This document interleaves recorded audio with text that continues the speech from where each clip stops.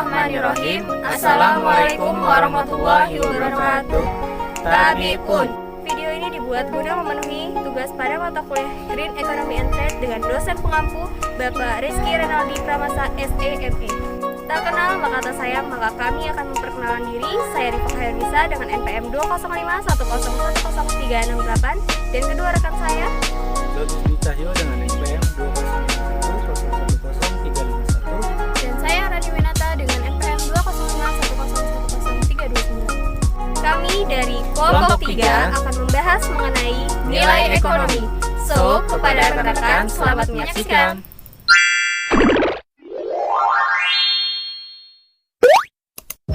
Kita akan membahas pengukuran ekonomi terhadap kelangkaan. Para ahli ekonomi dengan peralatan analisis yang mereka miliki harus mengetahui apakah ketersediaan sumber daya alam yang ada di bumi masih banyak atau tinggal sedikit, walaupun tidak dapat menentukan volume atau jumlahnya secara pasti dalam ukuran tertentu. Seringkali analisis dari para ahli ekonomi hanya menyatakan sumber daya alam tersebut langka atau tidak dalam arti kelangkaan ekonomi. Selanjutnya, apa itu kelangkaan?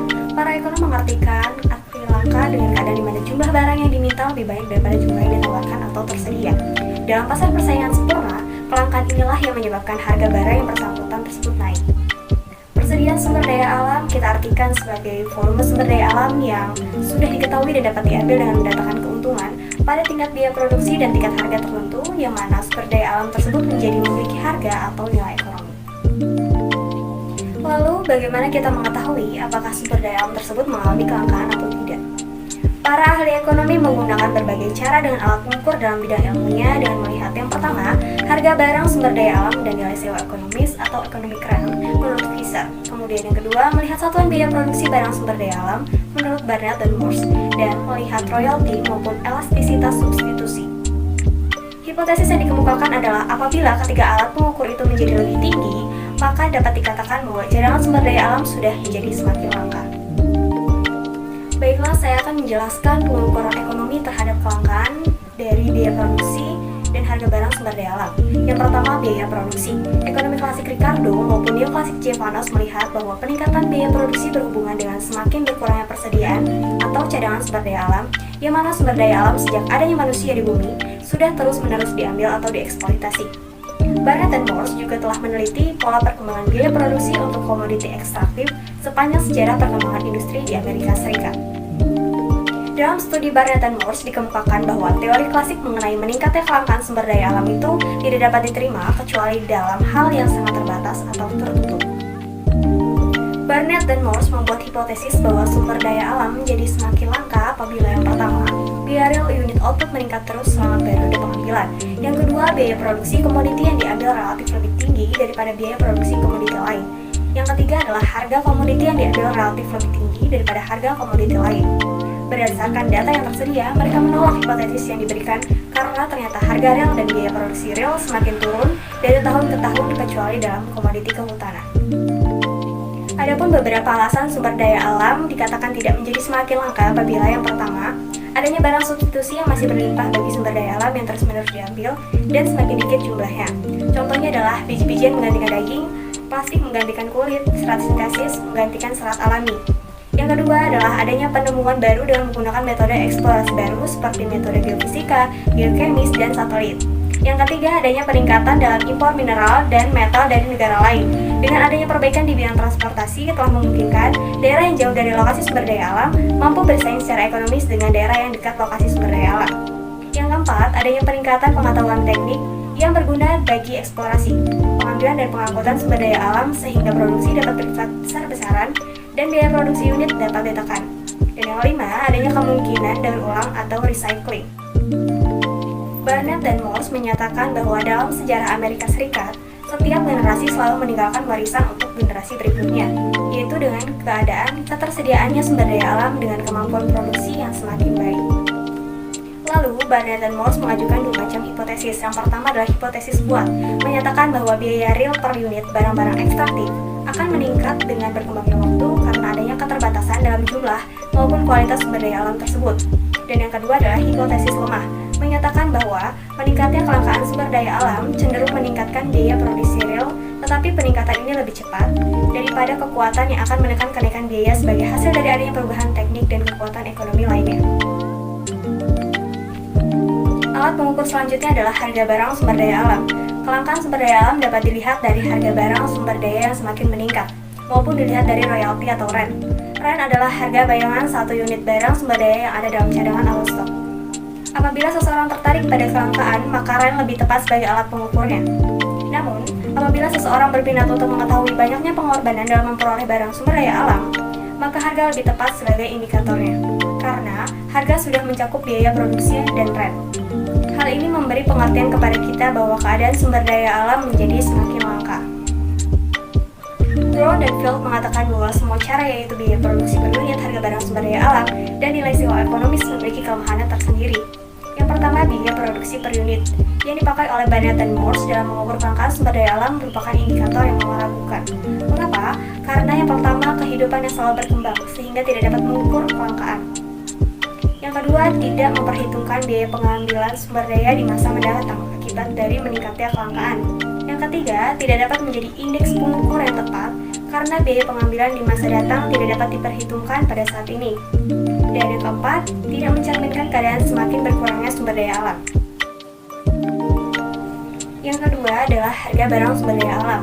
Alat ini relatif lebih baik daripada biaya per unit karena yang pertama lebih melihat ke depan dan mencerminkan adanya biaya diharapkan di masa datang baik untuk eksplorasi, penemuan maupun pengambilan. Yang kedua, kemajuan teknologi mengalihkan tanda kelangkaan sumber daya alam. Yang ketiga, tidak menunjukkan adanya kecenderungan semakin langkanya sumber daya alam yang memiliki sumber daya pengganti. Yang keempat, harga real sumber daya dapat meningkat ataupun menurun, yang menunjukkan adanya kelangkaan atau berkurangnya kelangkaan tergantung pada harga mana yang dipakai untuk membuat angka indeks. Hal ini membuat alat pengukur menjadi kurang jelas. Selanjutnya yang ketiga, nilai sewa dari sumber daya alam.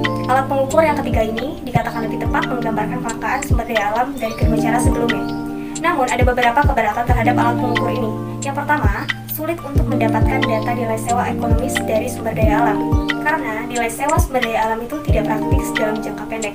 Yang kedua, nilai sewa lebih memperkirakan kelangkaan sumber daya alam yang semakin meningkat dalam arti ekonomi. Tetapi, berkurangnya sumber daya alam secara fisik belum tentu sejalan dengan kenaikan nilai sewa sumber daya alam sebagai cermin dari kelangkaan ekonomis. Kemudian masih ada kelemahan lain yang dimiliki oleh harga barang sumber daya alam. Yang pertama, sebagian sumber daya alam diusahakan untuk memenuhi kepentingan umum. Yang kedua, tidak ada future market untuk sumber daya alam, sehingga tingkat harga di masa mendatang hanya ditentukan oleh harapan saja. Yang ketiga, sumber daya alam mempunyai aspek barang publik, yang konsumsiannya tidak harus mengeluarkan orang yang tidak sanggup membayar. Dan jika barang itu dikonsumsi, tidak akan mengurangi yang disediakan untuk dikonsumsi orang lain, sehingga pasar kurang dapat mewakili. Lalu, Brown dan Field juga mengajukan sebuah alat lagi, yaitu dengan melihat elastisitas substitusi antara faktor-faktor produksi khususnya kapital. Semakin berkurangnya sumber daya alam sebenarnya tidak perlu takut, asalkan ada kemudahan untuk menggantikan sumber daya semakin langka itu dengan sumber daya lain yang lebih banyak jumlahnya. Untuk kesimpulan mengenai kebenaran dari alat pengukur ini, perlu dikaji bagaimana ketelitian dari alat pengukur tersebut. Jadi dapat disimpulkan bahwa pendekatan secara fisik tidak memiliki kepastian mengenai besarnya cadangan, sedangkan pendekatan secara ekonomis memiliki kelemahan, yaitu bila mekanisme pasar tidak dapat bekerja secara sempurna. Oleh karena itu, masih sulit untuk memastikan kondisi dari sumber daya alam itu apakah masih berlimpah atau sudah langka adanya. Walaupun kita mengetahui secara pasti bahwa pengambilannya telah dilakukan secara terus-menerus, bahkan dengan laju yang semakin meningkat. Selanjutnya, nilai tambah ekonomi. Nilai tambah ekonomi adalah suatu sistem manajemen untuk mengukur keuntungan yang menyatakan bahwa kesejahteraan hanya dapat tercipta apabila mampu memenuhi semua biaya operasi dan biaya modal. Nilai tambah ini dapat dinyatakan dalam pilihan di mana memiliki nilai lingkungan yang bermanfaat yang berlawanan dengan nilai pemanfaatan, yang mana nilai ini lebih terarah ke nilai pilihan. Dalam nilai tambah ekonomi ini, kita memiliki kemampuan untuk membayar untuk pelestarian lingkungan, di mana seseorang memanfaatkan sumber daya alam yang terus-menerus dan tidak pasti yang dikaitkan dengan ketersediaan sumber daya alam tersebut. Kita ketahui bahwa nilai persamaan total yaitu di mana nilai total pemanfaatan sama dengan nilai pemanfaatan sebenarnya ditambah nilai pilihan. Ketidakpastian tentang preferensi masa depan dapat membuat nilai pilihan menjadi negatif dan dapat dinyatakan bahwa nilai intrinsik sama dengan nilai eksistensi. Nilai intrinsik itu sendiri adalah nilai yang terkandung di dalam benda tetapi dikuasai manusia melalui pilihan utama dalam bentuk nilai yang tidak dimanfaatkan. Sedangkan nilai eksistensi adalah nilai yang tidak solid sehingga tidak jelas bagaimana mendefinisikannya. Selanjutnya, nilai ekonomi total. Dari pengertian, nilai ekonomi total itu sendiri adalah fakta untuk menghitung manfaat pelestarian lingkungan tanpa pembangunan sebagai nilai total dari aset yang tersisa pada lingkungan alam. Nilai ini dapat dirumuskan dengan nilai ekonomi total sama dengan nilai pemanfaatan aktual ditambah nilai pilihan ditambah nilai eksistensi. Dalam nilai ekonomi total, contohnya adanya pembangunan yang mana di pembangunan itu adanya suatu proyek yang terjadi. Dari situlah kerugian dari adanya proyek tersebut yang dinamakan nilai ekonomi total. Kelompok kami mengambil satu contoh studi kasus tentang analisis pemenuhan kebutuhan dan penyelesaian kelangkaan sumber daya air. Studi kasus Kelurahan Tlogowaru, Malang, yang ditulis oleh M. Tamim Saifullah dan Asli Manzilati. Berikut penjelasan dari studi kasus tersebut. Kelangkaan akan air di wilayah Tlogowaru yang letaknya di Kota Malang sebenarnya adalah hal yang wajar. Kelurahan Tlogowaru yang berletak di Kecamatan Kedung Kandang merupakan daerah kota yang belum teraliri air bersih, yang merupakan kebutuhan pokok yang sudah seharusnya dinikmati gratis oleh masyarakat luas dan khususnya daerah perkotaan. Akan tetapi, di kelurahan ini adanya air bersih itu sendiri di sini sungguh sulit untuk didapatkan. Sehingga, untuk memenuhi keperluan sehari-hari mereka, air yang digunakan adalah air sungai dan air pump. Kelangkaan sumber daya air ini dipengaruhi oleh keadaan geografis daerah. Letak kelurahan Tlogowaru ini hampir mirip topografi daerah pegunungan menjuara ke atas. Tanah yang terdapat di wilayah ini juga tergolong keras dengan dilapisi oleh bebatuan di dalamnya. Yang membuat menarik dari kelangkaan yang terjadi di wilayah ini adalah adanya perubahan sistem pemerintahan yang membuat wilayah ini mendadak menjadi kekurangan akan sumber daya air atau kelangkaan air karena kebijakan dari sistem pemerintahan. Sebelum berubahnya sistem pemerintahan di wilayah Tlogowaru ini, daerah yang letaknya berdekatan dengan desa Sumber Suko pada bagian timur ini mendapatkan pasokan air bersih dari desa tetangganya. Tetapi setelah Tlogowaru telah diubah menjadi kota, maka peraturan yang ditetapkan dan digunakan oleh desa Sumber Suko adalah menghentikan pasokan air yang mengaliri desa tetangganya tersebut dengan dalih untuk lebih mensejahterakan masyarakatnya. Hipang merupakan satu dari beberapa sumber air bersih yang digunakan oleh warga Tlogowaru dan menjadi satu-satunya sumber air bersih yang tersedia di Kelurahan Tlogowaru. Kelebihan dari air Hipang ini adalah berupa air bersih yang tidak hanya digunakan untuk mandi, cuci, kapus saja, tapi bisa digunakan untuk kegiatan masak-masakan ataupun digunakan untuk kebutuhan akan air minum sehari-hari. Namun, dalam kegunaannya masih dianggap kurang efektif dalam mengatasi kelangkaan akan air di wilayah Kelurahan Tlogowaru. Salah satu hal yang memberatkan warga adalah adanya dana yang harus dikeluarkan untuk setiap penggunaannya. Tingginya biaya yang harus dikeluarkan warga dengan jumlah debit air yang diterima sangat tidak menguntungkan di sisi pengguna atau pelanggan Hipang. Hal ini lumrah karena Hipang sendiri dibuat dan dikelola oleh pemilik. Inilah yang membuat air di wilayah ini memiliki nilai dan teori evolusi air, yakni barang bebas yang berubah menjadi barang ekonomis memang terjadi di masyarakat. Siang-siang pergi ke kota. Jangan lupa beli alpukat. Demikian presentasi dari kita. Semoga bisa bermanfaat. Wassalamualaikum warahmatullahi wabarakatuh. Salam mahasiswa.